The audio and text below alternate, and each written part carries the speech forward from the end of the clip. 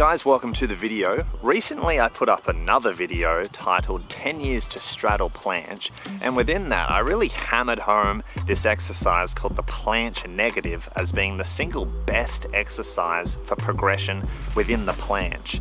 It then occurred to me I have no single video on this as in a tutorial or a how-to. So that's what this video is. The reason this exercise is so good at producing planche gains is because it's dynamic.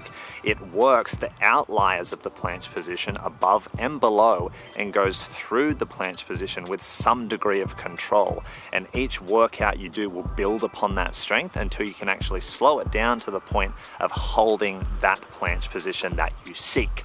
Before we jump into the tutorial, I'm happy to say we have a sponsor for this video in VitaVibe. VitaVibe produce dance and fitness equipment, and what I use from them is their wooden parallettes. So I've had the mini parallettes since 2016, but today I've got with me as well their larger wooden parallettes, which are even better for planche negatives because it allows that space from the ground so you can tuck through and go from your planche negative handstand down through to support. So I highly recommend the quality of these parallettes. I've put a link down below so you can check them out and have a browse at the other stuff they've got as well. I'm eyeing those stall bars. So thank you VitaVibe, and let's get on with the tutorial. Prerequisites for this exercise would be a control or a relative control of the handstand and to almost have your tuck planche. Desirables, I would desire for you to understand shoulder protraction within the planche and shoulder elevation within the handstand, because those things will kind of overlap each other as you transition from your handstand into your planche. This is our summary of how we perform the planche negative. So what I want you to do is kick up into handstand. You're in your handstand position. Then assume the shape of the planche position that you are aiming for. So as I mentioned, in this case, we're aiming for our tuck planche. So assume the tuck position whilst up in the handstand, trying to keep your shoulders open throughout that movement. From that position, start to now close the shoulder angle. As you close the shoulder angle, you're lowering your butt down. As you're controlling that lowering down, be squeezing those P-bars as hard as you can and aim to keep the emphasis or the stress on the front delts and the biceps. A good cue, which is a shout out to Craig Baxter from those many years ago, is keeping the stress on the front of the hand.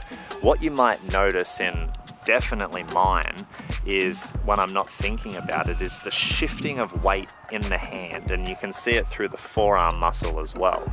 Keep lowering down, closing the shoulder angle, gripping the bar, keeping the stress on the front of the hand, and bring your knees through into the support position. This is a complete range of motion when considering the planche, starting way above the planche and lowering down through the planche and beyond into that support position. You hit every angle you possibly could of that planche position, and over time that will build strength over that whole range of motion and develop the strength for that planche, eventually being able to stop in that planche position. So how do you incorporate the planche negative into your workout week? These are my recommendations, keeping in mind this is general, but quite effective, I still think, for most people. So, you bird brain bitch. 3 times a week, so I would say, Monday, Wednesday, Friday. Give yourself that one day in between for recovery, as this is quite an intense exercise.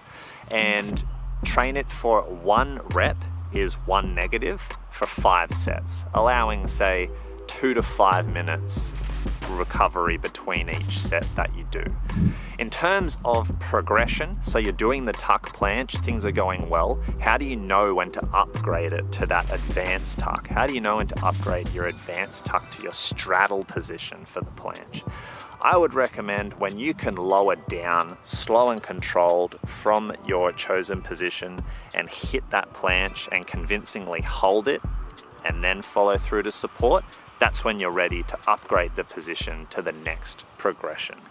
And that's the video, guys. Nice little simple one to kick off 2020. If you have any additional questions about the Planche Negative, put them down in the comment section below. I do have spots available in my online coaching, which is also linked down below if you're interested in being coached by the T-Man.